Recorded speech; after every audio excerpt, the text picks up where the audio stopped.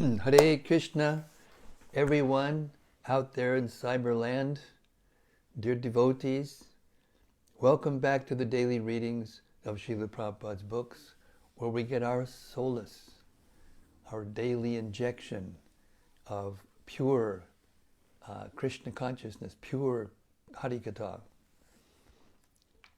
We start with the recitation of Srila Sanatana Goswami's glorification of the Śrīmad-Bhāgavatam from the Sri Krishna Lila Stava, verses 412 through 416. Sanatana Goswami praises and offers obeisances, 108 obeisances, to the Vrindavan Lila of Krishna. And these are the 5 verses that comprise the 107th obeisance in the book, at the end of the book. Very short book, but beautiful. Perfect for meditating on Krishna's pastimes. And it goes like this. Sarva Shastrabdi Piyusha, Sarva Vedaika Satpala, Sarva Siddhanta Ratnaja, Sarva Lokaika Drikprada. O nectar from the ocean of all scriptures, singular fruit of all the Vedas, rich mine of the precious gems of all conclusive truths, you are the only giver of sight to all the worlds. Sarva Bhagavata Prana, Śrīmad-Bhāgavata Prabho, Kalidwandoditaditya, Sri Krishna Parivartita. O life air of all the Supreme Lord's devotees, O Master, Śrīmad-Bhāgavatam, you are the sun, risen in the darkness of Kali. You are the exact image of Sri Krishna. Paramananda Pataya, Prema Varshakshadayate, Sarvada Sarvasevyaya, Sri Krishnaya Namostume. I bow down to you, who are supremely blissful to read. Your every syllable pours down a flood of prema. You can always be served by everyone. You are Sri Krishna himself. Madeka Bando Matsangin, Madgudo Mad Mahadana, Mannisdadaga Mad Bhagya, Mad Ananda Namostute. My only friend, my constant companion, my spiritual master, my great wealth, my savior, my good fortune, my source of ecstasy, I bow down to you. Asadu saduta dayin, atini chuchata kada, hanamuncha gadachin mam, premna rit kantayok spurda. O bestower of saintliness to the unsaintly, O exalter of the most fallen, please, never leave me. Always appear in my heart and my voice with pure love. Om Namo Bhagavate Vasudevaya. Om Namo Bhagavate Vasudevaya. Om Namo Bhagavate Vasudevaya. So we've reached chapter 28 of Krishna, the Supreme Personality of Godhead, releasing Nanda Mahārāja from the clutches of Varuṇa. The Govardhan Puja ceremony took place on the new moon day. After this, there were torrents of rain and hailstorms imposed by King Indra for 7 days. 9 days of the waxing moon have passed, and on the 10th day, King Indra worshipped Lord Krishna, and thus the matter was satisfactorily settled. After this, on the 11th day of the full moon, Ekadashi, Mahārāja Nanda observed fasting for the whole day, and just early in the morning of the next day, Dwadashi, he went to take bath in the river Yamuna. He entered deep into the water of the river, but he was arrested immediately by one of the servants of Varuṇa. this servant brought Nanda Mahārāja before the demigod Varuṇa and accused him of taking a bath in the river at the wrong time. According to astronomical calculations, the time in which he took a bath was considered demoniac. The fact was that Nanda Mahārāja wanted to take bath in the river Yamuna early in the morning before sunrise, but somehow or other he was a little too early and he bathed at an inauspicious time. Consequently, he was arrested.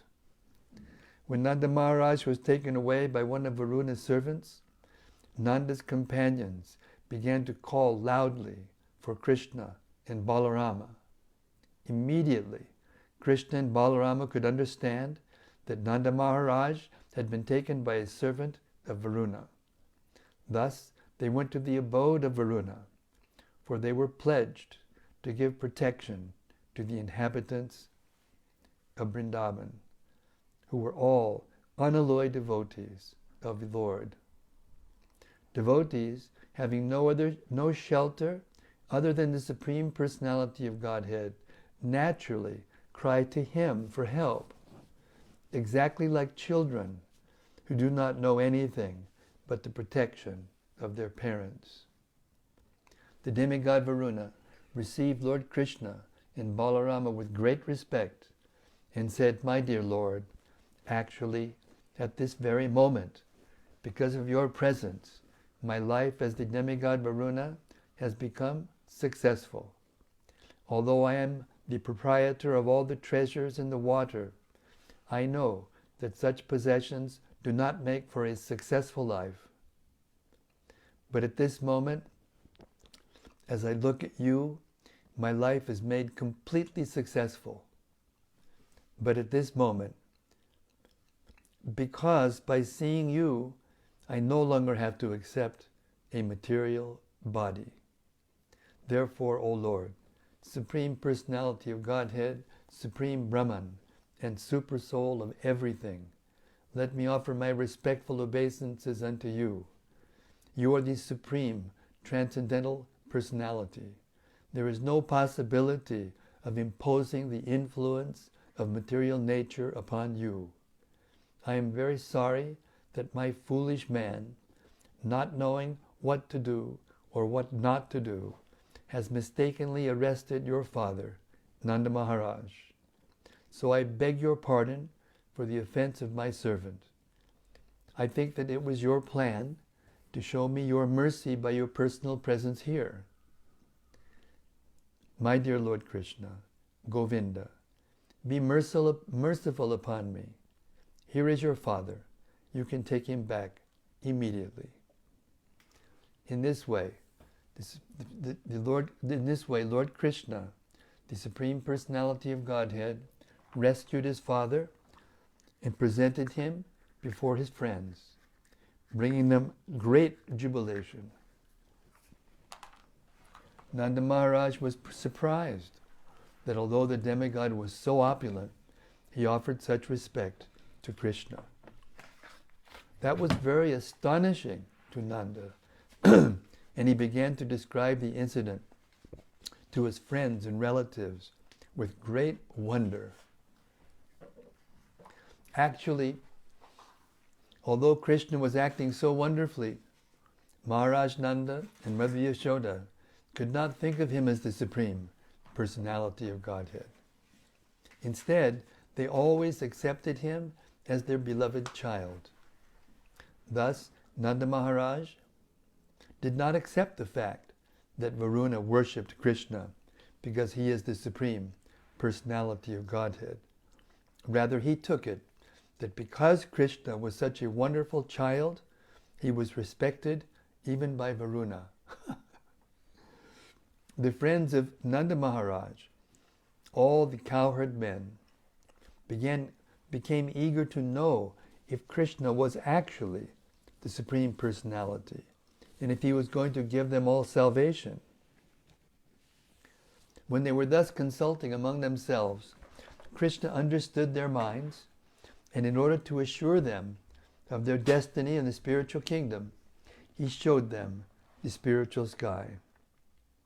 Generally, ordinary persons are engaged simply in working hard in the material world, and they have no information that there is another kingdom or another sky, which is known as the spiritual sky, where life is eternal, blissful, and full of knowledge.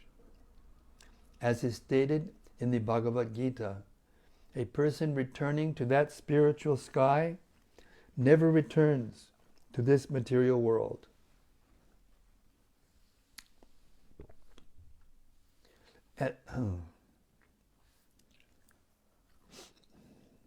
Generally, ordinary persons are engaged simply in working hard in the material world, and they have no information that there is another kingdom or another sky, which is known as the spiritual sky, where life is eternal, blissful, and full of knowledge. As it is stated in the Bhagavad Gita, a person returning to that spiritual sky never returns to this material world of death and suffering. Krishna, the Supreme Personality of Godhead, is always eager to give information to the conditioned soul that there is a spiritual sky far, far beyond this material sky, transcendental to the innumerable universes created within the total material energy. Krishna is, of course, always very kind to every conditioned soul, but, as stated in the Bhagavad Gita, he is especially inclined to the pure devotees. Hearing their inquiries, Krishna immediately thought that his devotees in Vrindavan should be informed of the spiritual sky and the Vaikuntha planets therein. Within the material world, every conditioned soul is in the darkness of ignorance. This means that all conditioned souls are under the concept of bodily existence.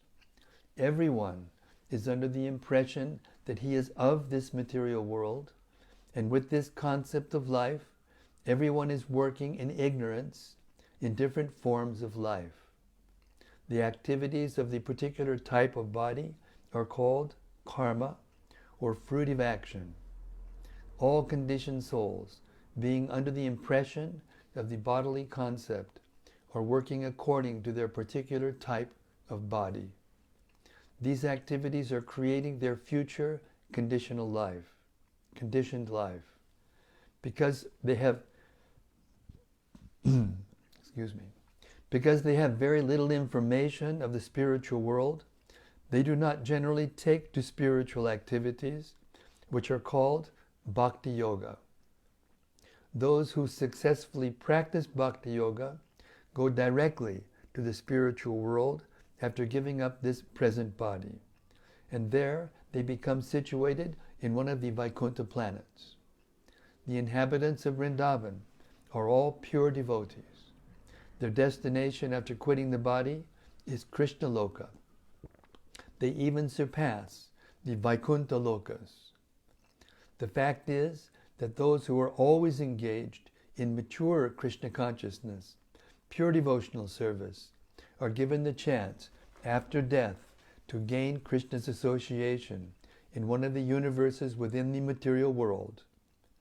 Krishna's pastimes are continuously going on, either in this universe or in another universe. Just as the sun globe is passing over many places across this earthly planet, so Krishna Lila, or the transcendental advent and pastimes of Krishna, are also going on continuously, either in this or another universe. The mature devotees who have completely executed Krishna consciousness are immediately transferred to the universe where Krishna is appearing. In that universe, the devotees get their first opportunity to associate with Krishna personally and directly. The training goes on, as we see in the Vrindavan Leela of Krishna within this planet. Krishna therefore revealed the actual features of the Vaikuntha planets so that the inhabitants of Vrindavan could know their destination. Thus Krishna showed them the eternal ever-existing spiritual sky, which is unlimited and full of knowledge. Within this material world, there are different grades of forms, and according to the grade, knowledge is proportionately manifested. For example, the knowledge of the body of a child is not as perfect as the knowledge in the body of an adult man. Everywhere, there are different grades of living entities, in aquatic animals, in plants and trees, in the reptiles and insects, in birds and beasts, and in the civilized and uncivilized human forms of life. Above the human form of life, there are demigods, charanas, and siddhas, on up to Brahmaloka, where Lord Brahma lives.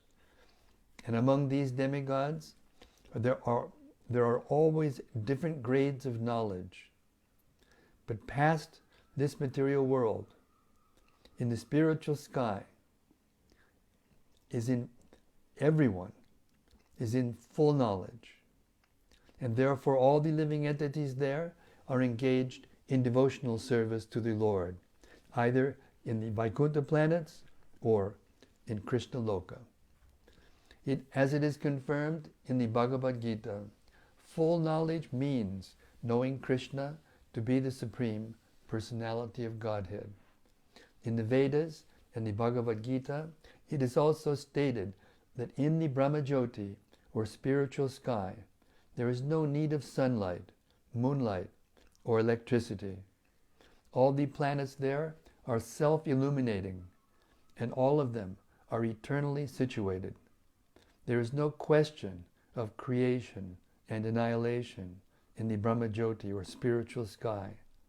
The Bhagavad Gita also confirms that beyond the material sky, there is another, eternal, spiritual sky, where everything is eternally existing.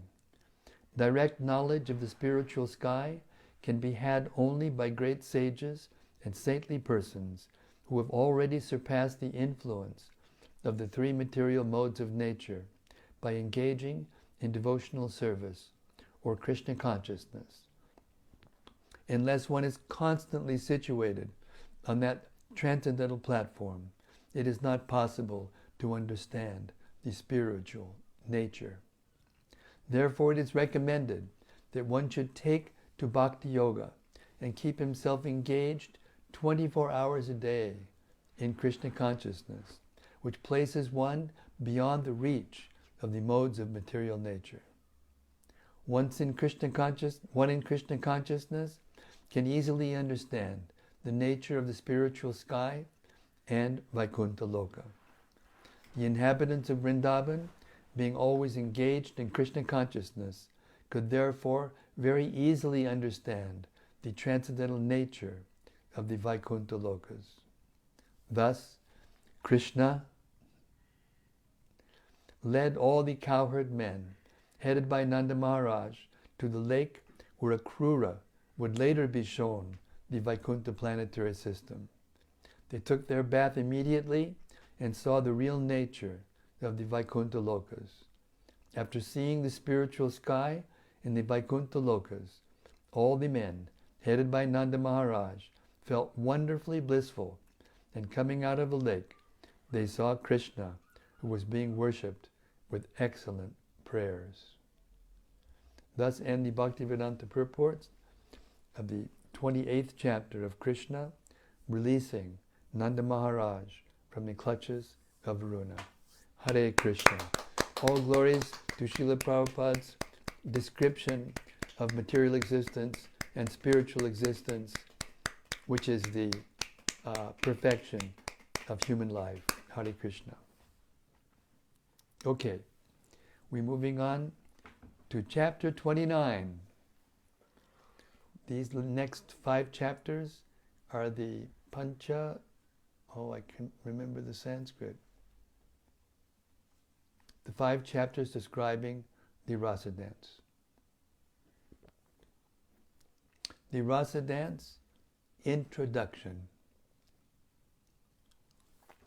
In Śrīmad-Bhāgavatam, it is stated that the Rāsa dance took place on the full moon night of the Sharat season. From the statements of previous chapters, it appears that the festival of Govardhan Puja was performed just after the dark moon night of the month of Kartik, and thereafter the ceremony of Bhartri Dvitiya was performed. Then the wrath of Indra was exhibited in the shape of torrents of rain and hailstorms, and Lord Krishna held up Govardhan Hill for 7 days until the 9th day of the moon. Thereafter, on the 10th day, the inhabitants of Vrindavan were talking amongst themselves about the wonderful activities of Krishna.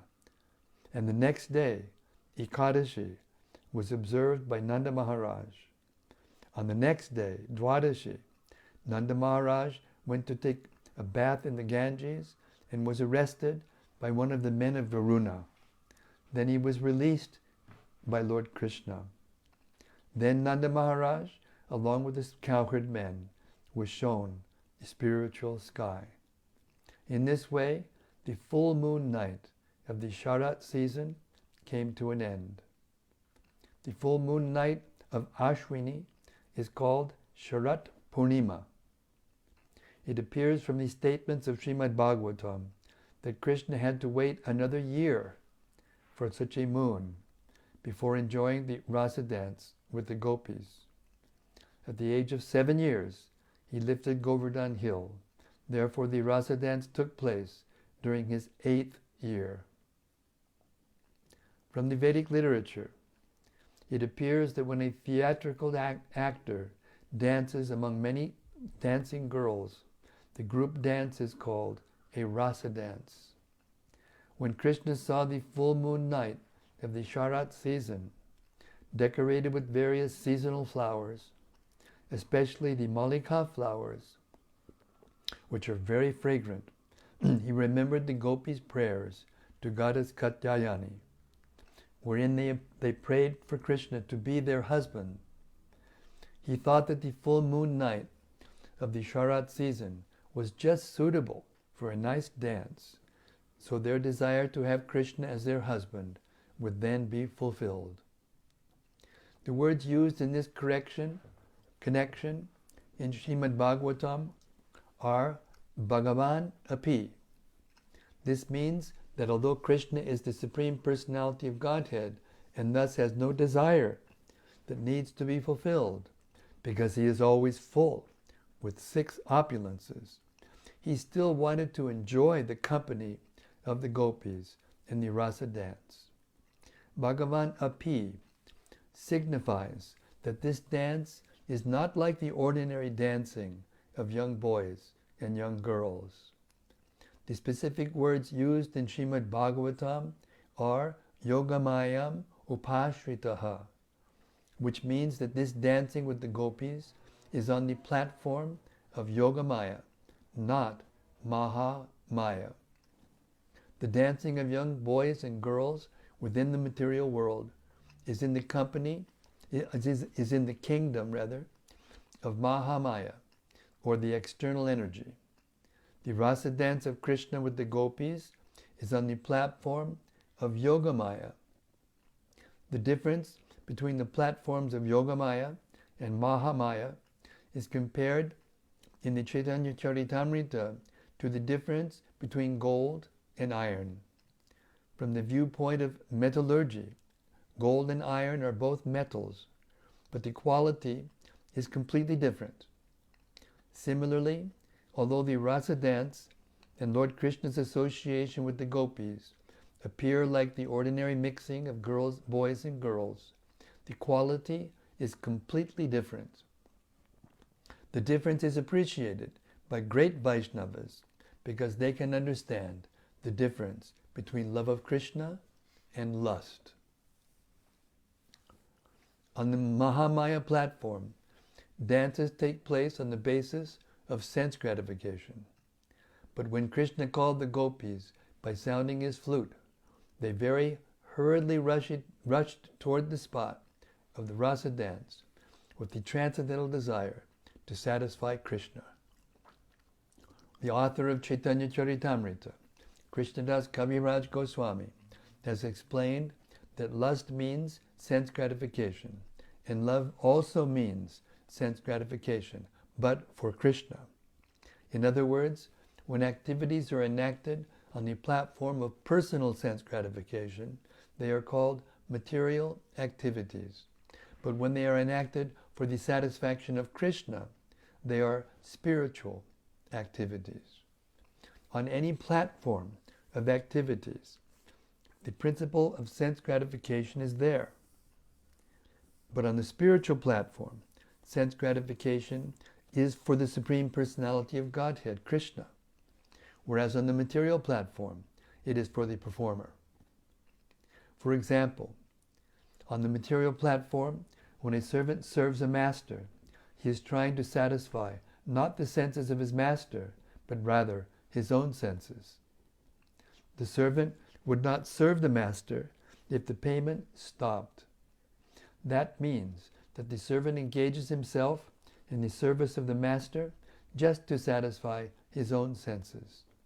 On the spiritual platform, however, the servitor of the Supreme Personality of Godhead serves Krishna without payment, and he continues his service in all conditions.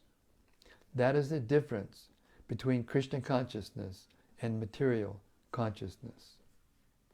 As mentioned above, it appears that Krishna enjoyed the Rasa dance with the gopis when he was 8 years old. At that time, many of the gopis were married, because in India, especially in those days, girls were married at a very early age. There are even many instances of a girl's giving birth to a child at the age of 12. Under the circumstances, all the gopis who wanted to have Krishna as their husband were already married. At the same time, they continued to hope that Krishna would be their husband. Their attitude toward Krishna was that of a paramour, of paramour love. Therefore, the loving affairs of Krishna with the gopis are called Parakiya Rasa. The attitude of a married man who desires another wife, or a wife who desires another husband, is called Parakiya Rasa. Actually, Krishna is the husband of everyone, because he is the supreme enjoyer. The gopis wanted Krishna to be their husband, but factually, there was no possibility of his marrying all the gopis. But because they had the natural tendency to accept Krishna as their supreme husband, the relationship between the gopis and Krishna is called Parakiya Rasa. This Parakiya Rasa is ever existent in Goloka Vrindavan, in the spiritual sky, where there is no possibility of the inebriety,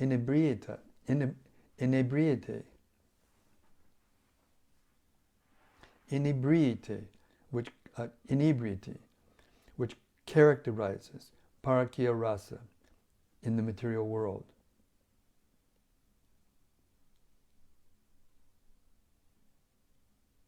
Inebriety. There is no possibility of inebriety which characterizes Parakiya Rasa in the material world. In the material world, Parakiya Rasa is abominable, whereas in the spiritual world, it is present in the super excellent relationship of Krishna and the gopis. There are many relationships with Krishna: master and servant, friend, parent and son, and lover and beloved. Out of all these rasas, the Parakiya Rasa is considered to be the topmost. This material world is a perverted reflection of the spiritual world. It is just like the reflection of a tree on the bank of a reservoir of water. The topmost part of the tree is seen as the lowest part. Similarly, Parakiya Rasa, when pervertedly reflected in this material world, is most abominable. Therefore, when people imitate the rasa dance of Krishna with the gopis, they simply enjoy the perverted, abominable reflection of the transcendental Parakiya Rasa. There is no possibility of enjoying this transcendental Parakiya Rasa within the material world. It is stated in Śrīmad-Bhāgavatam that one should not imitate this parakya rasa even in dream or imagination. Those who do so drink the most deadly poison. When Krishna, the supreme enjoyer, desired to enjoy the company of the gopis on that full moon night of the Sharat season, exactly at that very moment, the moon, the Lord of the stars, appeared in the sky, displaying its most beautiful features. The full moon night of the Sharat season is the most beautiful night in the year. In the Indian city of Agra, in Uttar Pradesh, there is a great monument called the Taj Mahal, which is a tomb made of first-class marble stone. During the night of the full moon of the Sharat season, many foreigners go to see the beautiful reflections of the moon on the tomb.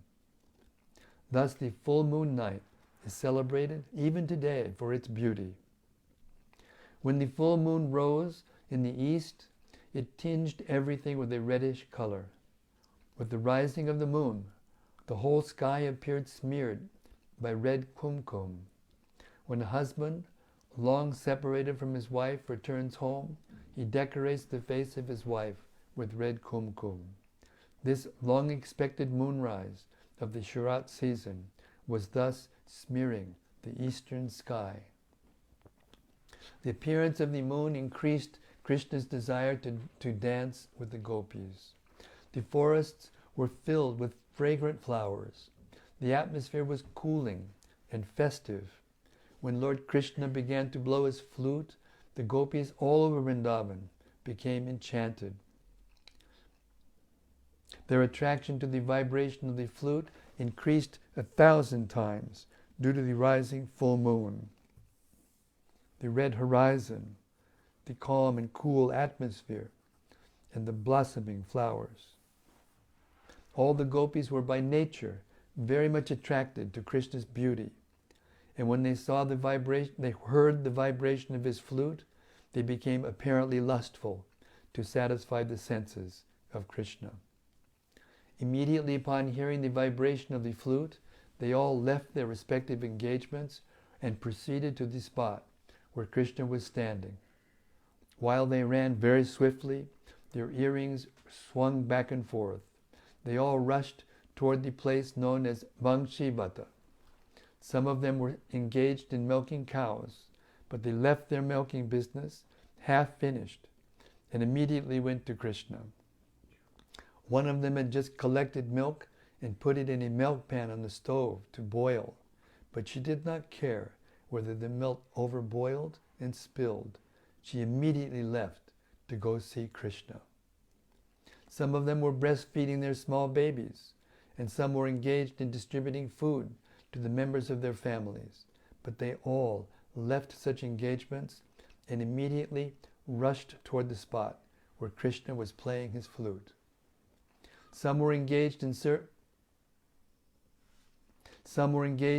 their husbands, and some were themselves engaged in eating, but caring neither to serve their husbands nor eat. They immediately left.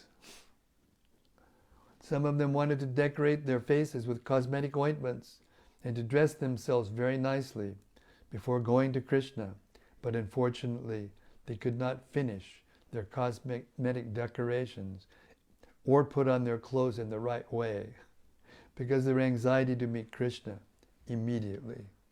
Because of their anxiety to meet Krishna immediately. Their faces were decorated hurriedly and they were haphazardly finished. Some even put the lower part of their clothes on the upper part of their bodies and the upper part on the lower part.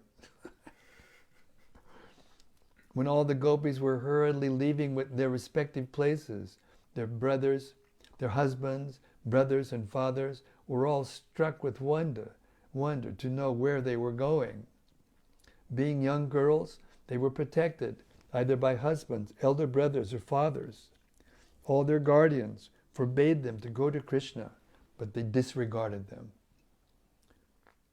When a person becomes attracted by Krishna and is in full Krishna consciousness, he does not care for any worldly duties, even though very urgent. Krishna consciousness is so powerful that it gives everyone relief from all material activities. Srila Rupa Goswami has written a very nice verse wherein one gopi advises another, "My dear friend, if you desire to enjoy the company of material, society, friendship, and love, then please do not go to see that smiling boy, Govinda, who is standing on the bank of the Yamuna and playing his flute, his lips brightened by the beams of the full moonlight." Srila Rupa Goswami indirectly instructs that one who has been captivated by the beautiful smiling face of Krishna has lost all attraction for material enjoyments. This is the test of advancement in Krishna consciousness. A person advancing in Krishna consciousness must lose interest in material activities and personal sense gratification. Some of the gopis were factually detained from going to Krishna by their husbands and were locked up by force within their rooms. Being unable to go to Krishna, they began to meditate upon his transcendental form by closing their eyes. They already had the form of Krishna within their minds. They proved to be the greatest yogis. As is stated in the Bhagavad Gita, a person who is constantly thinking of Krishna within his heart with faith and love is considered to be the topmost of all yogis. Actually, a yogi concentrates his mind on the form of Lord Vishnu. That is real yoga. Krishna is the original form of all Vishnu tattvas. The gopis, who could not personally go to Krishna, began to meditate on him as perfect yogis. In the conditioned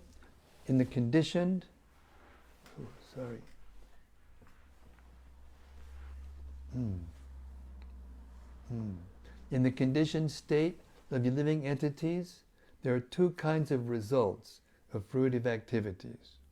The conditioned living entity, who is constantly engaged in sinful activities, has suffering as his result.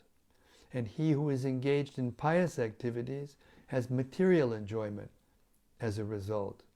In either case, material suffering or material enjoyment, the sufferer or enjoyer is conditioned by material nature. The gopi associates of Krishna, who assembled in the place where Krishna was appearing, were from different groups. Most of the gopis were eternal companions of Krishna.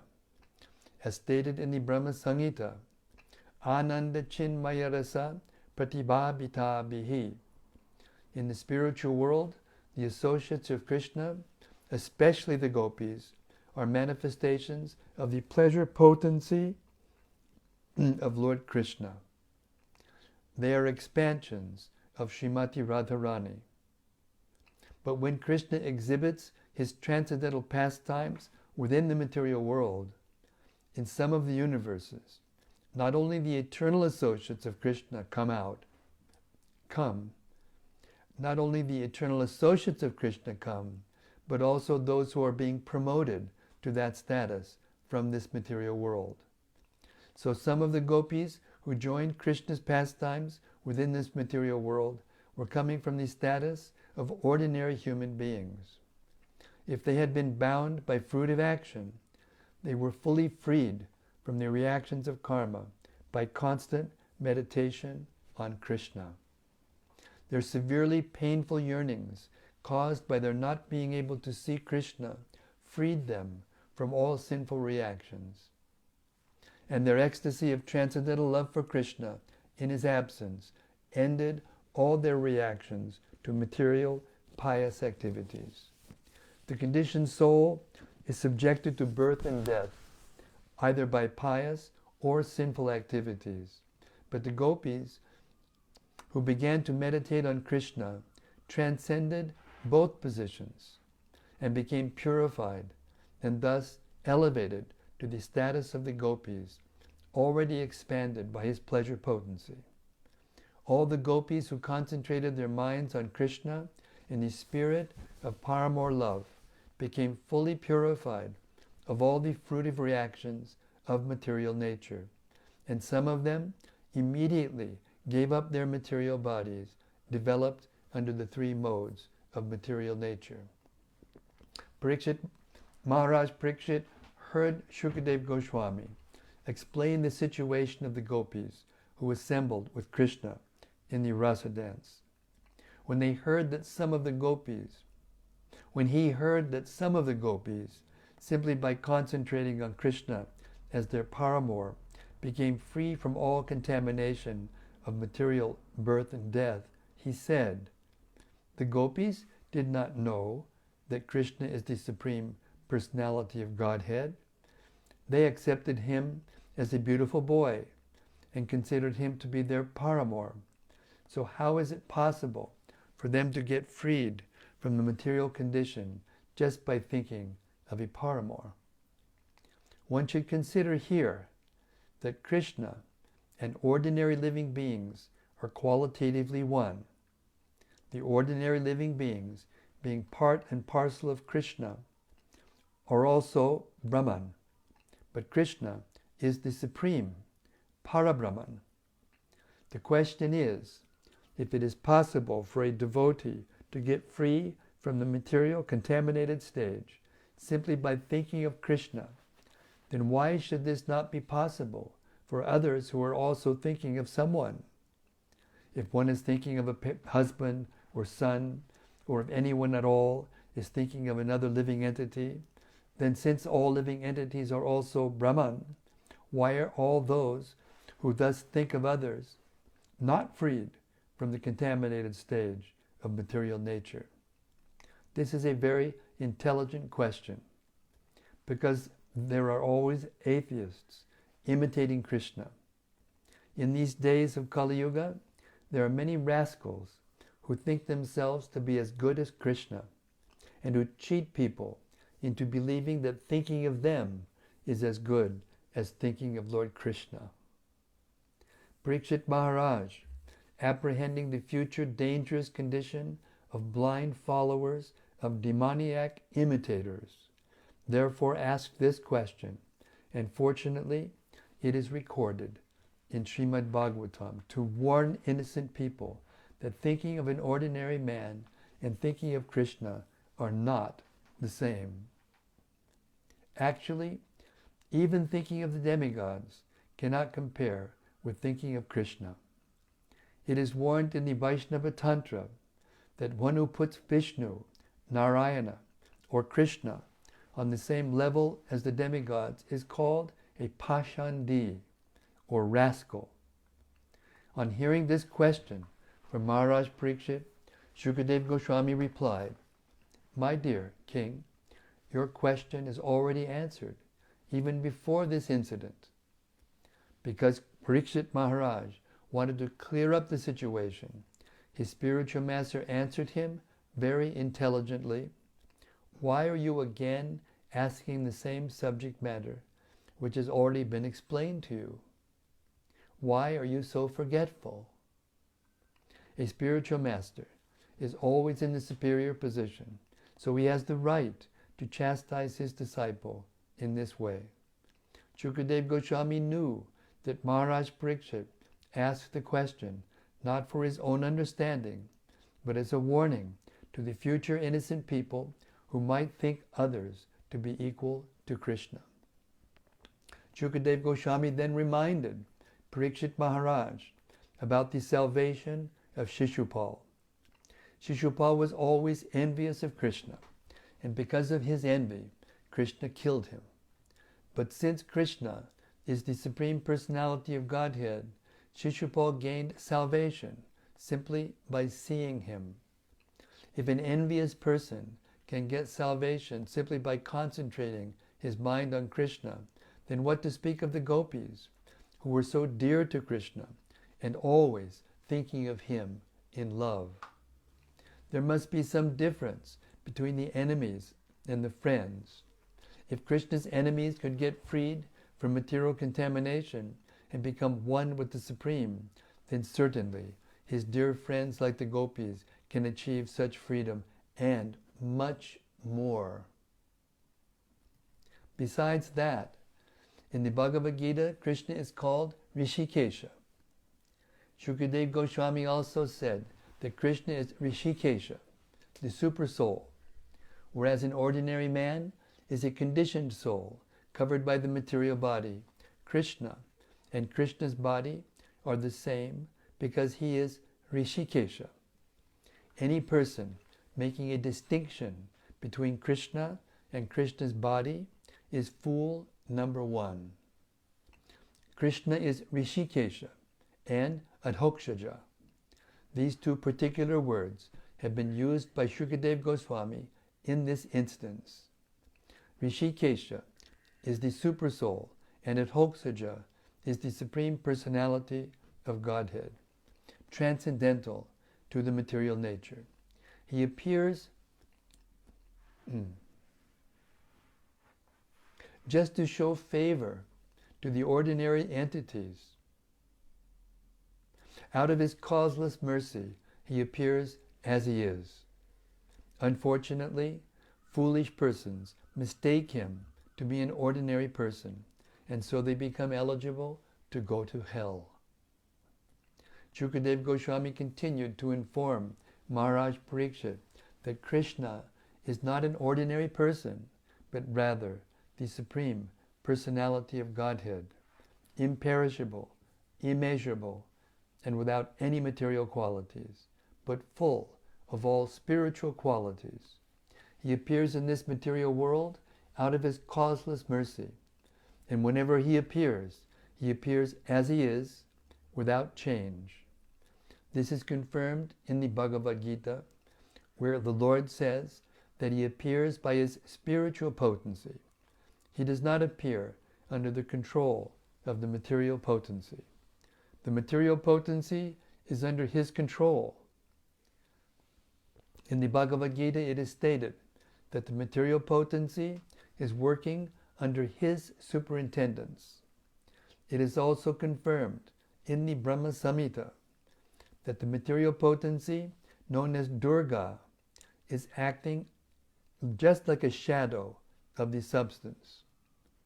The conclusion is that if somehow or other one becomes attached to Krishna or attracted to him, either because of his qualities of beauty, opulence, fame, strength, renunciation, or knowledge, through affection or friendship, or even through lust, anger, or fear, then one's salvation and freedom from material contamination are assured. In the Bhagavad Gita, 18th chapter, the Lord states that one who is engaged in preaching Krishna consciousness is very dear to him. A preacher has to face many difficulties in his struggle to preach pure Krishna consciousness. Sometimes he has to suffer bodily injuries, and sometimes he has to meet death also. All this is taken as a great austerity on behalf of Krishna. Krishna therefore has said that such a preacher is very, very dear to him. If Krishna's enemies can expect salvation simply by concentrating their minds on him, then what to speak of persons who are so dear to Krishna? The conclusion should be that the salvation of those who are engaged in preaching Krishna consciousness in the world is guaranteed in all circumstances. But such preachers never care for salvation, because factually, one who is engaged in Krishna consciousness, devotional service, has already achieved salvation. Shukadeva Goswami therefore assured King Parikshit that he should always rest assured that one who is attracted by Krishna attains liberation from material bondage, because Krishna is the transcendental master of all mystic power.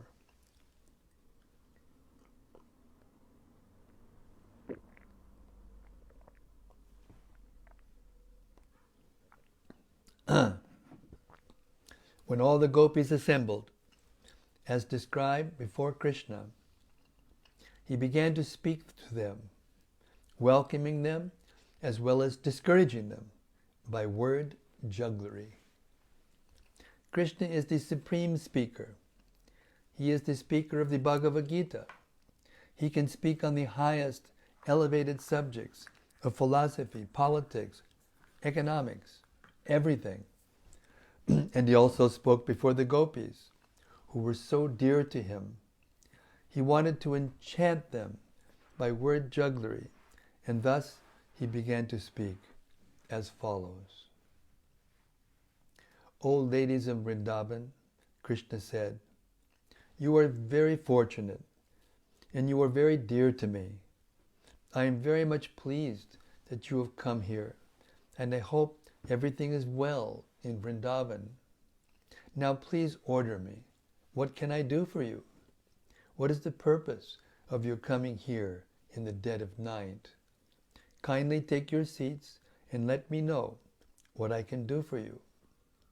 The gopis had come to Krishna to enjoy his company, to dance with him, embrace him and kiss him. And when Krishna began to receive them very officially, showing all kinds of etiquette, they were surprised. He was treating them like ordinary society women.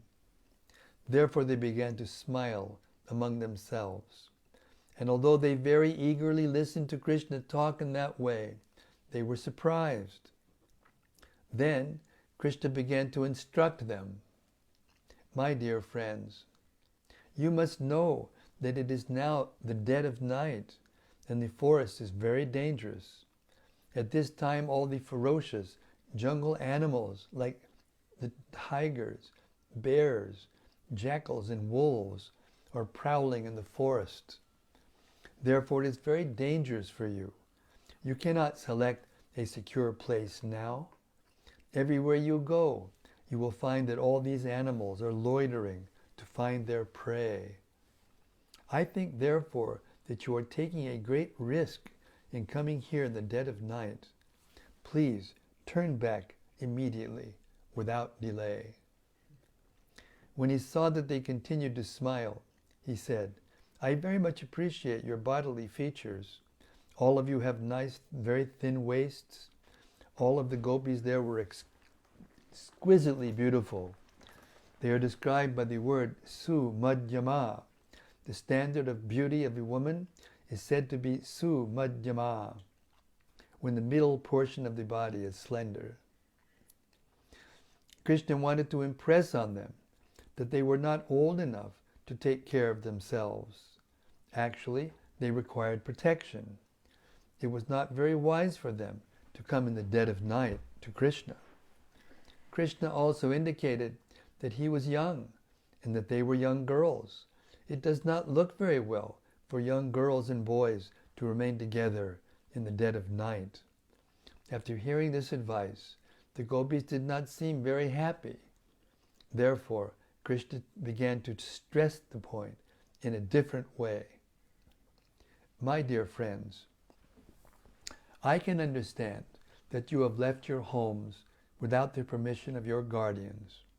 Therefore, I think your mothers, your fathers, your elder brothers, and even your sons, and what to speak of your husbands, must be very anxious to find you. As long as you are here, they must be searching in different places, and their minds must be very agitated. So don't tarry. Please go back and make them peaceful. When the gopis appeared to be a little disturbed and angry from hearing the free advice of Krishna, they diverted their attention to looking at the beauty of the forest. At that time, the whole forest was illuminated by the bright shining of the moon, and the air was blowing very silently over the blossoming flowers, and the green leaves of the trees were moving in the breeze. Krishna took the opportunity of their looking at the forest to advise them. I think you must have come out to see the beautiful Vrindavan forest on this night, he said. but you must now be satisfied. So return to your homes without delay. I understand that you are all very chaste women. So now that you have seen the beautiful atmosphere of the Vrindavan forest, please return home and engage in the faithful service of your respective husbands. Some of you must have babies by this time, although you are very young. You must have left your small babies at home, and they must be crying. Please, immediately go back home and just feed them with your breast milk. I can understand that you have very great affection for me, and out of that transcendental affection, you have come here, hearing my playing on the flute. Your feelings of love and affection for me are very appropriate, because I am the Supreme Personality of Godhead. All living creatures are my parts and parcels, and naturally they are affectionate to me. So this affection for me is very welcome, and I congratulate you for this. Now you can go back to your homes.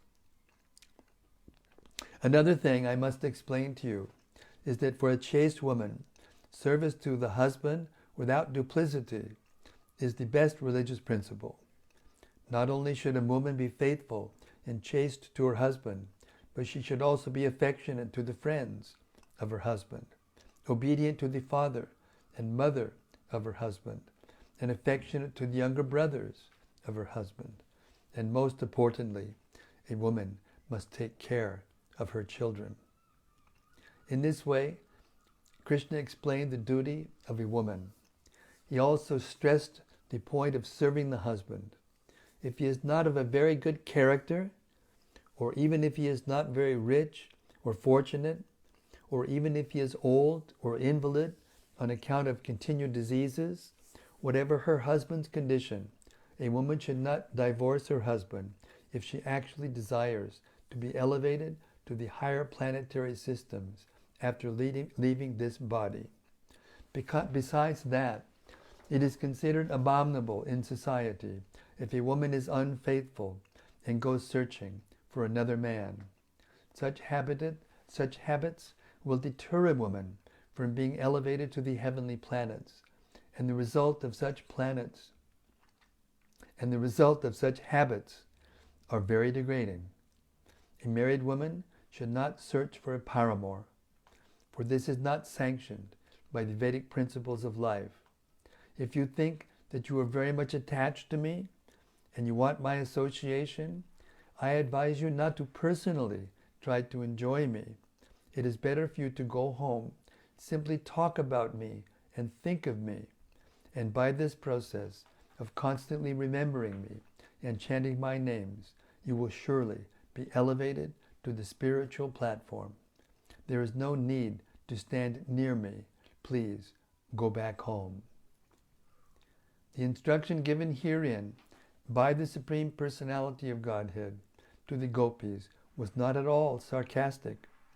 Such instructions should be taken very seriously by all honest women. The chastity of women is specifically stressed herein by the Supreme Personality of Godhead. Therefore, this principle should be followed by any serious woman who wants to be elevated to a higher status of life. Krishna is the center of all affection for all living creatures.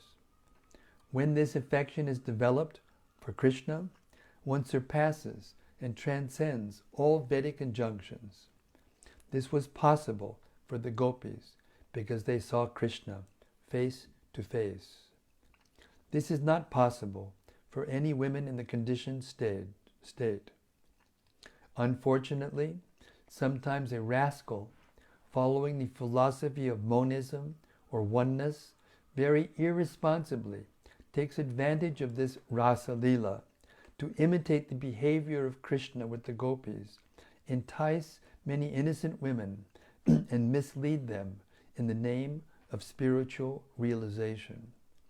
As a warning, Lord Krishna has herein hinted that what was possible for the gopis is not possible for ordinary women.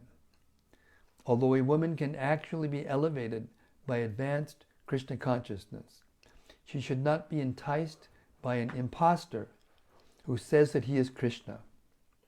She should concentrate her devotional activities in chanting about Krishna and meditating upon Krishna as advised herein.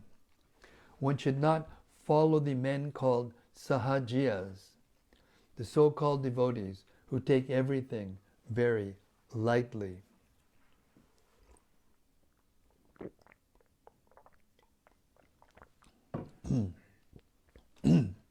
When Krishna spoke in such a discouraging way to the gopis, they became very sad, for they thought that their desire to enjoy the Rasa dance with Krishna would be frustrated. Thus, they became full of anxiety. Out of great sadness, the gopis began to breathe very heavily. Instead of looking at Krishna face to face, they bowed their heads and looked at the ground, and they began to draw various types of curved lines on the ground with their toes. They were shedding heavy tears, and their cosmetic decorations were being washed from their faces. The water from their eyes mixed with the kumkum on their breasts and fell to the ground. They could not say anything to Krishna, but simply stood there silently. By their silence, they expressed that their hearts were grievously wounded. The gopis were not ordinary women. In essence, they were on an equal level with Krishna. They are his eternal associates. As it is confirmed in the Brahma Samhita, they are expansions of the pleasury potency of Krishna, and as his potency, they are none different from him. Although they were depressed by the words of Krishna, they did not like to use harsh words against him. Yet they wanted to rebuke Krishna for its unkind words, and therefore they began to speak in faltering voices. They did not like to use harsh words against Krishna because he was their dearmost, their heart and soul. The gopis had only Krishna within their hearts. They were completely surrendered and dedicated souls. Naturally, when they heard such unkind words, they tried to reply, but in the attempt, torrents of tears fell from their eyes. Finally, they managed to speak.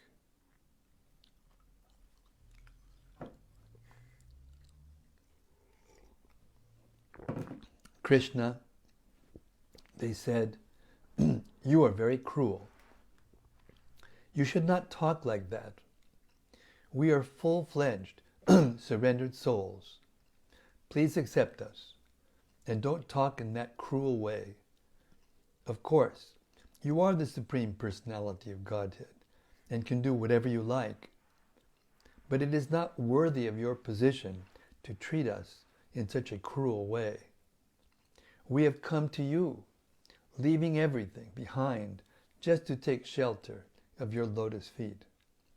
We know that you are completely independent and can do whatever you like, but we request you, don't reject us.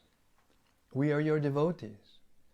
You should accept us as Lord Narayana accepts his devotees. There are many devotees of Lord Narayana who worship him for salvation, and he awards them salvation. Similarly, how can you reject us when we have no shelter other than your lotus feet? Our dear Krishna, they continued, you are the supreme instructor. There is no doubt about it. Your instructions to women to be faithful to their husbands and merciful to their children, to take care of household affairs, and to be obedient to the elder members of the family are surely just according to the tenets of the Shastras. But we know that one may perfectly observe all these instructions of the Shastras by keeping oneself under the protection of your lotus feet. Our husbands, friends, family members, and children are all dear and pleasing to us only because of your presence. for you are the supersoul of all living creatures. Without your presence, one is worthless. When you leave the body immediately dies. And according to the injunction of the Shastras, a dead body must immediately be thrown into a river or burned. Therefore, ultimately, you are the dearmost personality in this world. By placing our faith and love in your personality, we are assured of never being bereft of husband, friends, sons, or daughters. If a woman accepts you as the supreme husband, then she will never be bereft of her husband, as in the bodily concept of life. If we accept you as our ultimate husband, then there is no question of being separated, divorced, or widowed. You are the eternal husband, eternal son, eternal friend, and eternal master. And one who enters into a relationship with you is eternally happy. Since you are the teacher of all religious principles, your lotus feet have to be worshipped first. Accordingly, the Shastras state, Ācārya upasana. The worship of your lotus feet is the first principle. Besides that, as stated in the Bhagavad Gita, you are the only enjoyer, you are the only proprietor, and you are the only friend. As such, we have come to you, leaving aside all so-called friends, society, and love, and now you have become our enjoyer. Let us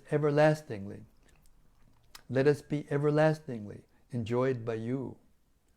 Be our proprietor, for that is your natural claim. Be our supreme friend, for you are naturally so.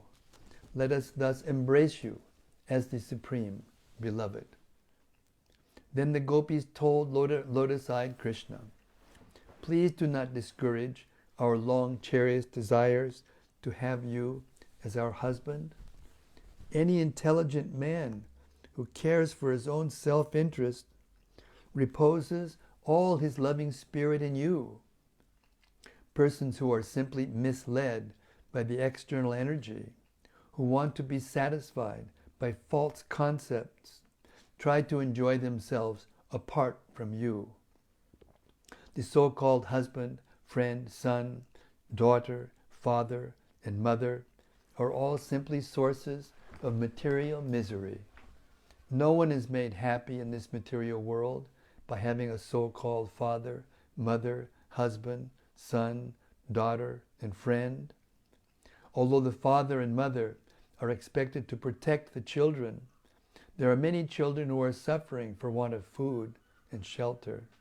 There are many good physicians, but when a patient dies, no physician can revive him. There are many means of protection, but when one is doomed, none of the protective measures can help. And without your protection, the so-called sources of protection simply become sources of continued distress.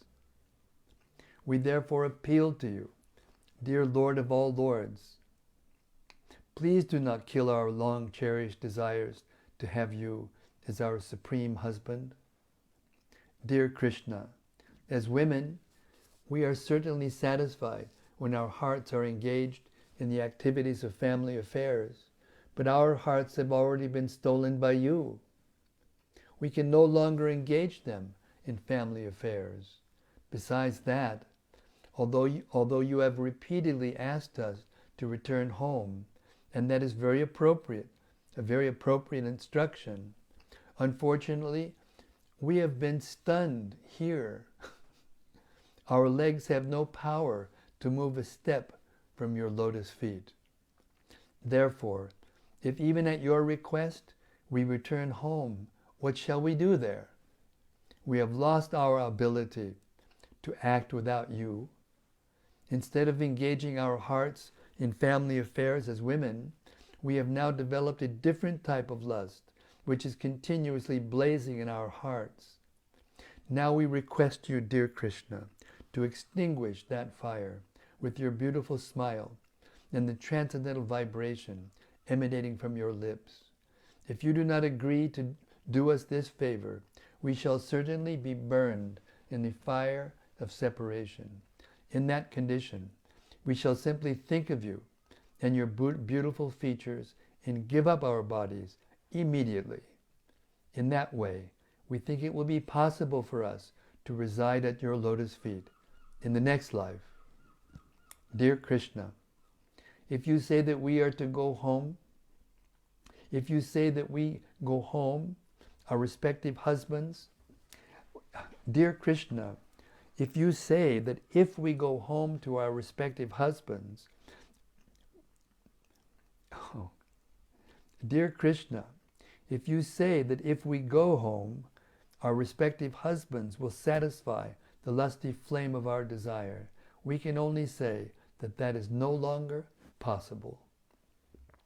You have given us a chance to be enjoyed by you in the forest, and have touched our breast once in the past, which we accepted as a blessing, as do the goddesses of fortune, who are enjoyed in the Vaikuntha Lokas by you. Since we have tasted this transcendental enjoyment, we are no longer interested in going to anyone but you for the satisfaction of our lust.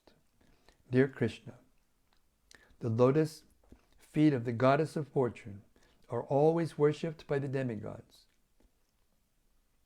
Although she is always resting on your chest in the Vaikuntha planets, she underwent great austerity and penance to have some shelter at your lotus feet, which are always covered by tulsi leaves.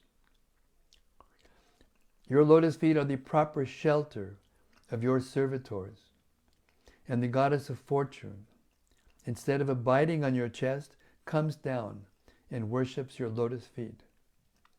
We have now placed ourselves under the dust of your feet. Please do not reject us, for we are fully surrendered souls. Dear Krishna, you are known as Hari. You destroy all the miseries of all living entities, specifically those who have left their homes and family attachment and have completely taken to you.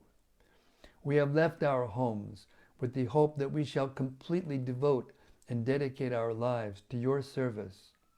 We are simply begging to be engaged as your servants.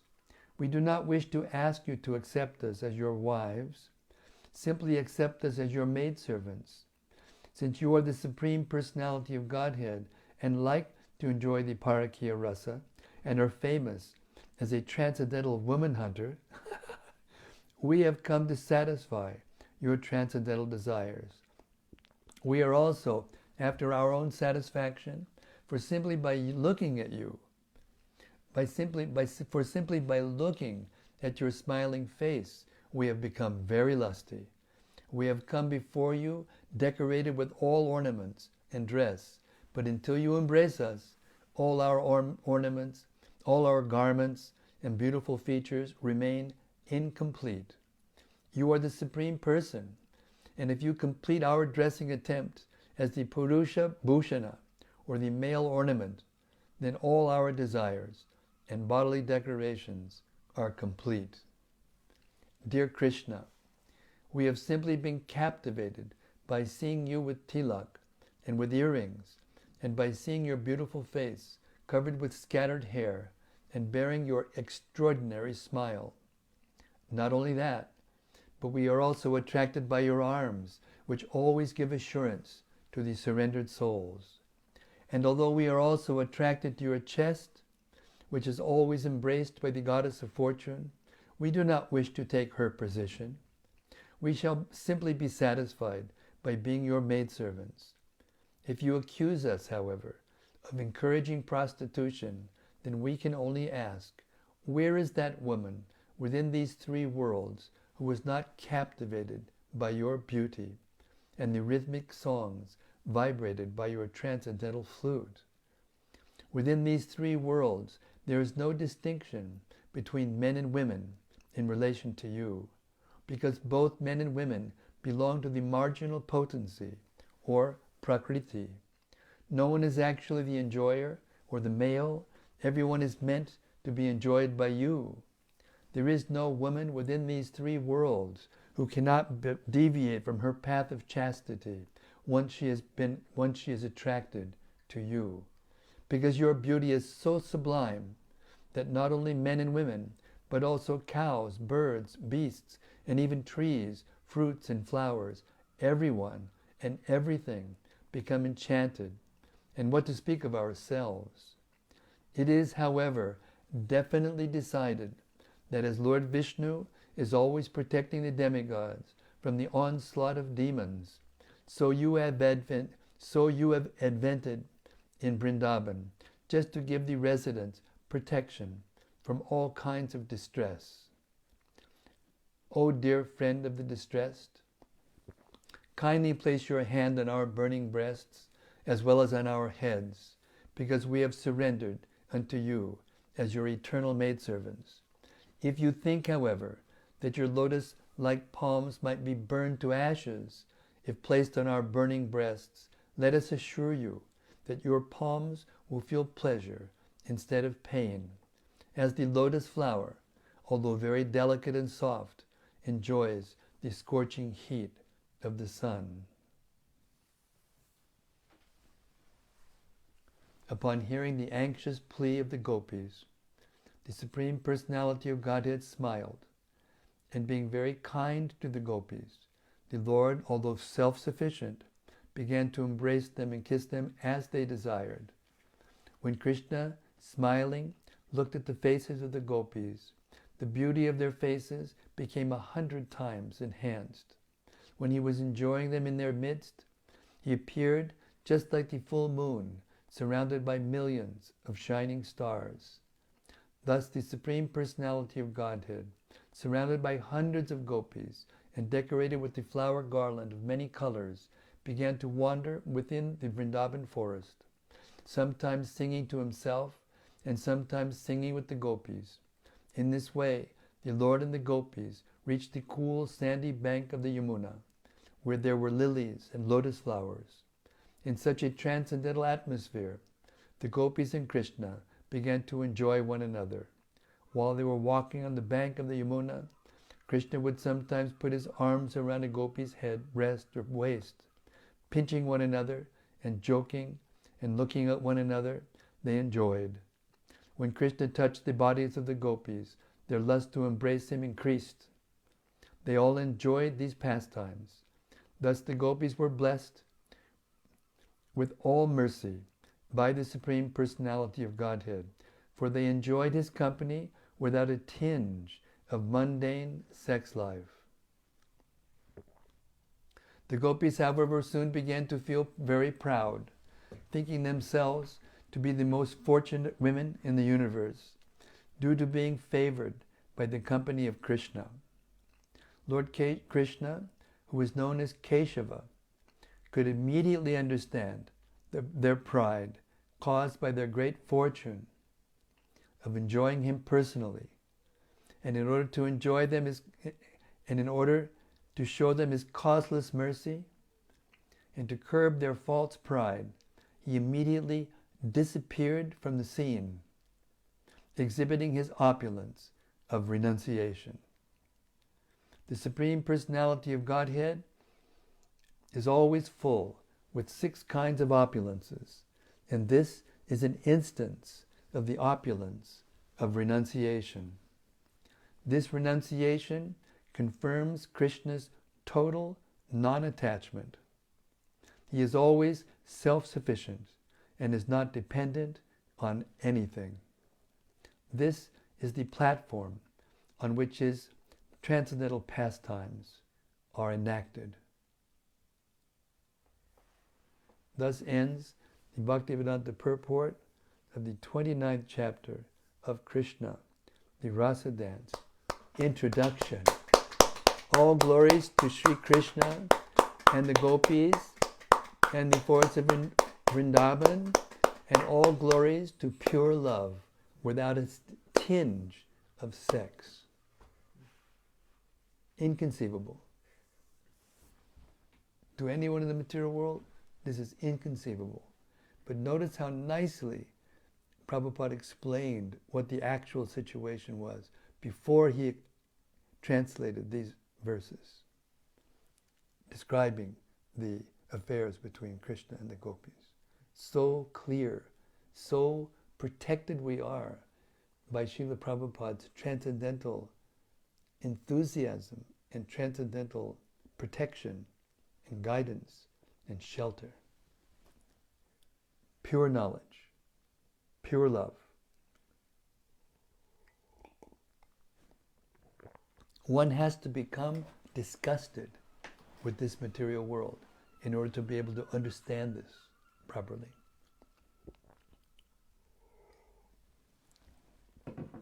Okay, that's it. And it is now 8:40. Hare Krishna. I don't know how many reflections I can take tonight. It's getting late. But let's hear what anybody has to say. If they're still conscious enough to speak or to put their fingers on the keyboards.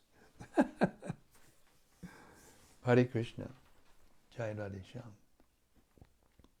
Tonight we have Radhesham, Radhesham Sundar in Vrindavan on our altar to remind us. The purest forms of Radha and Krishna in the whole world. If you look carefully at Srimati Radharani, she looks young and innocent, and Krishna looks like a young boy. And the fact that Krishna danced that Rasa dance at 8 years old proves that there could be no sex. Hare Krishna. Okay, that's it for tonight. From Rajalakshmi. Haribo Rajalakshmi, Hare Krishna. Full knowledge means knowing Krishna as the Supreme Personality of Godhead. Prabhupada is mercifully giving us this conclusion of all Vedic studies, right from the beginning in every book, every text, and every verse. Yes. Our contaminated intelligence tries to manufacture so many theories rather than accepting this highest truth. Yes. Thank you very much. This is beautifully spoken. From Santa Rup Devidasi. Hare Santa Krishna. Rupa Devidasi from Wales. Hare Krishna. Hare Krishna Maharaj, please accept my humble obeisances or glories to Śrīla Prabhupada. If I may ask a question, does Krishna loves for us all to be in this parakya ras, missing him as being in the conjugal ras? Your grateful listener. No. Krishna loves everybody equally. He doesn't desire every one of us to go to the conjugal ras. Not every one of us is in the conjugal ras. All of us have a fixed position with Krishna. We don't know what it is. Lord Chaitanya came to give this conjugal rasa to anyone and everyone. But it's not that anyone and everyone became conjugal lovers of Krishna as a result of that mercy. They came to the pure state of their relationship with Krishna in 4 states. This is stated in the 2nd, 3rd chapters of the Chaitanya Charitamrita, that he came to deliver these 4 relationships. But of those relationships, the conjugal relationship is most intense because it includes the qualities and the attitudes of all the others. They're all included in the conjugal rasa. Therefore, it is considered, if you analyze it objectively, you will see that it is the topmost relationship. But that doesn't mean that the cowherd boys and the cows and the rivers and the flowers and trees and the cowherd men and all the residents of Vrindavan want to be conjugal lovers of Krishna. All the residents of Vrindavan taste something special in their relationships that is flowing from that Adi Rasa. But they have that in their original relationships with Krishna. Not that they have conjugal affairs with Krishna, but that they taste the sweetness of Goloka Vrindavan, which is nourished by that sweetness that comes when Radha and Krishna meet and unite. Hare Krishna. From Bhaktarupa Prabhu. Hare Krishna Maharaj, thank you for reading. We heard that the husbands were struck with wonder to know where their wives were going. I wondered if the husbands were able to hear the sound of Krishna's flute, or if the flute sound had some kind of mystical feature so as to be only audible to the gopis. Both. Krishna has the power to play his flute in a way that only those he wants to hear it will hear it. But he also has the potency to play his flute so that everyone can hear it but have different reactions to it.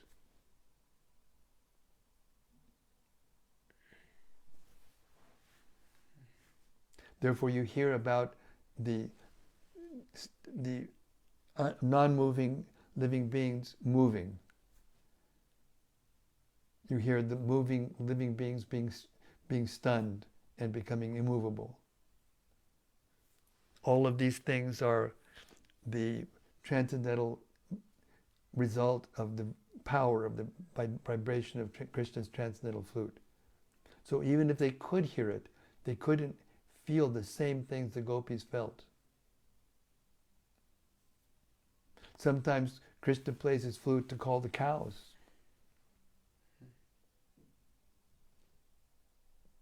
Anyway, this concept is a material concept that should be taken out of the mind. And I'll explain to you an anecdotal vision that will help you to understand. Just imagine now, try to imagine Vrindavan with just Krishna and gopis. Just try to imagine that if this was the fact that everyone should be gopis, and that's the goal of everyone, then eventually everyone will become a gopi, and it's just Krishna and gopis. No trees, no flowers, no breeze, no cows, no calves, no families, nothing. Just Krishna and the gopis. Does that sound right? Therefore, it is a material conception that makes us think this. This is the seed of sahajism. This concept is the seed of the development of sahaja tendencies in the conditioned souls when they come close to Krishna consciousness before their hearts are purified. Therefore, Prabhupada goes to all the trouble of explaining all these things carefully, who the gopis are, who Krishna is, what the Vrindavan is, before he explains this pastime of the Rasa dance.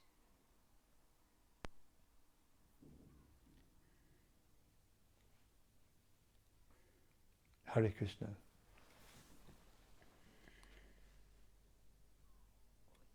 From Krishna Primavati Devidasi.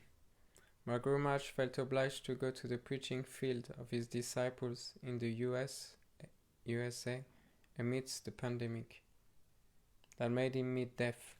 That make him very, very dear to Krishna, isn't it, Maharaj? Or isn't that appropriate to think meet death? Attempt what? I can't understand your English. The last part of the reading, I couldn't understand your English. Or isn't that appropriate to think, and quote, meet death? To think meet death? In other words, when he goes and it goes away, then that means you feel like you're dead?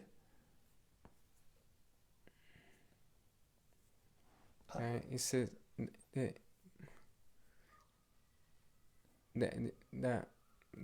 read it again. Read it again. Don't try to explain it yourself. My Guru Maharaj felt obliged to go to the preaching field. This is Bhakti Churu Maharaja's disciple speaking, and she's saying that my Guru Maharaj went to the west to the preaching field, then in the preaching field of his disciples in the USA, preaching field to his disciples in the USA, amidst the pandemic, that made him meet death, or that made him meet death, that make him very, very dear to Krishna. That makes him very dear to Krishna. Isn't it, Mahārāja? Yes, absolutely. But it wasn't the preaching that made him meet death. It was time for him to go back to Krishna. Krishna wanted to be with him. So he's showing the example. I was looking at the face of my Guru Mahārāja when he left this world in the room of Vrindavan. And he had preached up to his last breath. And then he left right in front of our eyes. And the world became vacant. And tears streamed from our eyes. And in that way he taught us what real love is. Hare Krishna.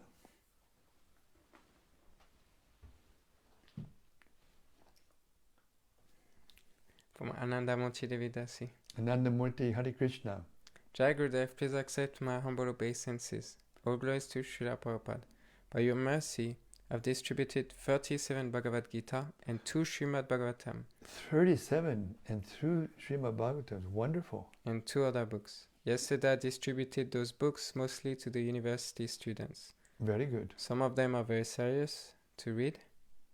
Very Bhagavad good. Gita. Very good. One student took Bhagavad Gita and he immediately started reading during walking, even though he was with friends and other students were chatting. Very good. He and friends went to the parking where their cars parked, and they went somewhere riding the car.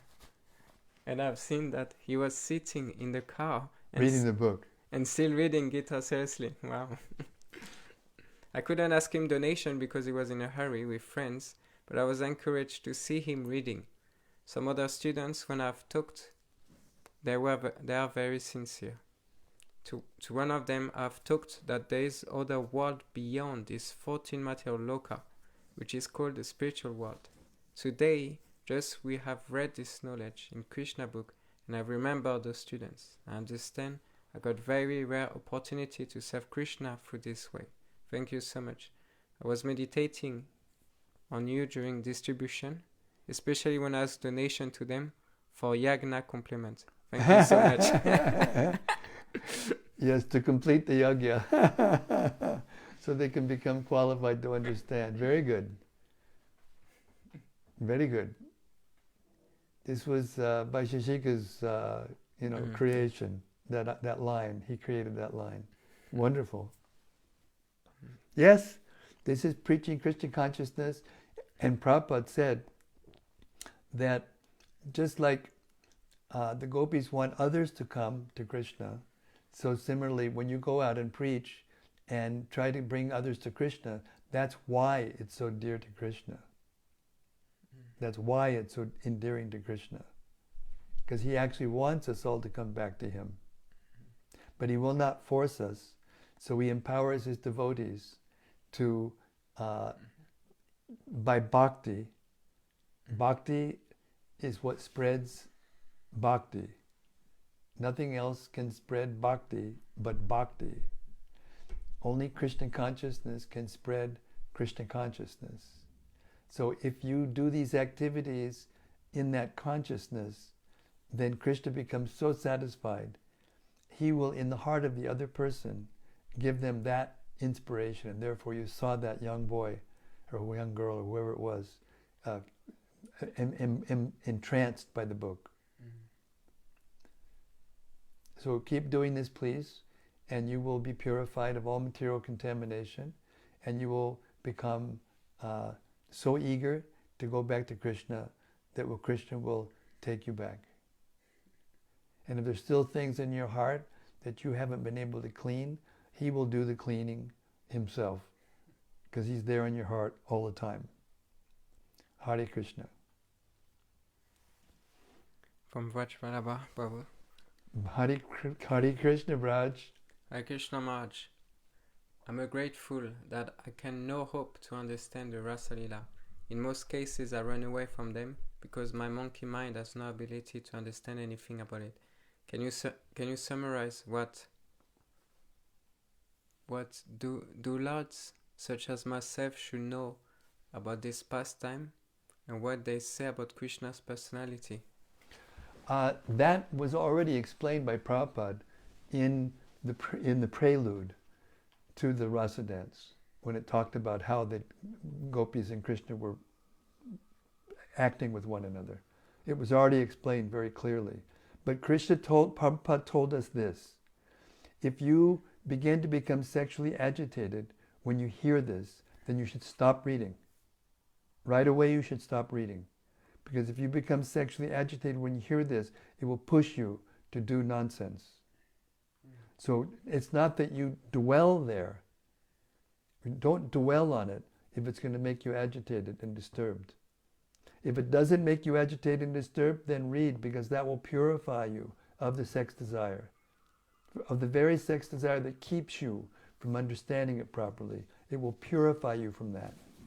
But if you get too agitated, or if you get agitated at all actually, then you should stop reading for the time being and take it up again when you're in a proper mood.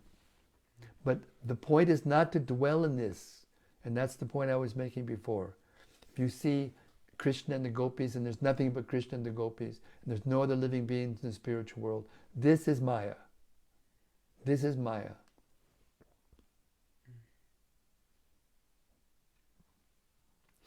When the Gopi Bhav Club came to LA, when it manifested after the Chaitanya Charitamrita was first published, and they heard that the goal is to hear about Krishna and the gopis, so they thought, well, Krishna says that whatever you think of at the time of death, that's what you will become. So we're just going to think about the gopis, and therefore we'll become gopis at the time of death. And they started dwelling on only those sections in the Chaitanya Charitamrita and nothing else.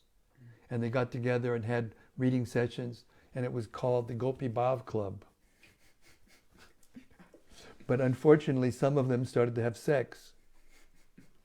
And when Prabhupada heard about it, he became furious. And he brought the leaders of this cult into his room in the presence of some of his leaders. And they started to preach to Prabhupada from his own books. Look, you told us this is what we're supposed to do, and we're doing it. So how can we be blamed? Basically what they're saying, it's your fault. And Prabhupada got so furious after they were preaching to him from his own books. And he was telling it, you're not ready for that. Prabhupada, this is what you told us to do. And he said, you should go start your own movement because you're more advanced than I am. He was so furious. And then they left. And many of them just fell down. They were so foolish. So then afterwards, the leaders were there shaking in their boots, and Prabhupada looked at them and said, but this does not mean that we should boycott Srimati Radharani. You see? You have to hear properly. And therefore this Krishna book is so nice, because Prabhupada explains everything so clearly and so nicely. What is love and what is lust? And if you still have lust in your heart, don't dwell there. But still read all these books. But if you come to this place and you start to get agitated, stop reading. Go to the Gita. Assimilate it. Assimilate the first 9 cantos of the Bhagavatam. And eventually, because you'll hear different things throughout the Bhagavatam. You'll hear about Bhishma talking about the gopis before he leaves his body. And he's not a gopi. He's a Kshatriya warrior. He's in chivalrous Rāsa. He's servant. He's not in conjugal Rāsa.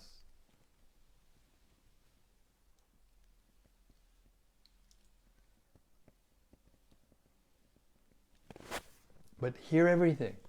and continually hear everything, cover to cover, all the books, cover to cover, continuously, again and again and again. And eventually you will not only will not feel agitated, but you will feel pure love. Hare Krishna. From Rajalakshmi Mataji. Krishna is so loving, caring and expert at curbing his devotees' false ego. Jai Krishna, Jai to the wonderful daily readings. Hare Krishna. From Krishna Premavati Devidasi. The gopis were proud of their good fortune of being enjoyed by Krishna. That is not a material type of pride, is it? It's never material pride. They cannot be. They are spiritual. The bodies of the gopis are spiritual, but there are gopis coming from the material world, and as we heard in the verses, that they are coming into them. So those devotees had to get purified of that first, and therefore they were kept at home. They got purified by the feelings of separation, and eventually they went out another night.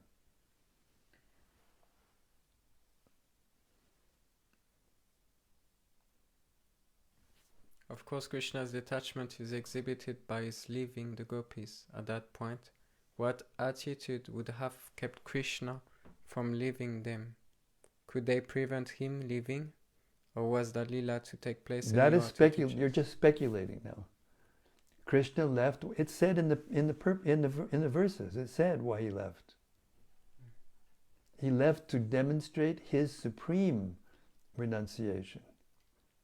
That he's not dependent on anyone or anything for his own enjoyment. He went to increase the love of the gopis. He went away to increase their feelings of separation and their feelings of love. And then you'll see he comes back. He wanted to see how they would act. He wanted to see their love in separation out of pure love.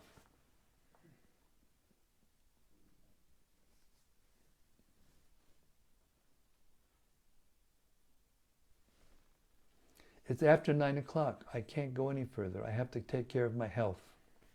I know this could go on and on. I didn't remember that it was so long, actually. Otherwise, I would have stopped in the middle. But I couldn't stop because it was so good. So forgive me for all of you who are still making either questions or reflections. But I have to take rest now. Hare Krishna. In devotional service, so that I can get well and be full on in activity in Krishna consciousness. Krishna, the Supreme Personality of Godhead, ki jai. Samaveda Bhakta Binda ki jai. Gaur, Prem, Anandi, Hari Hari Bol. See you tomorrow night, same time, same place. And this really is the creme de la creme de la creme de la creme. See you tomorrow. Hare Krishna.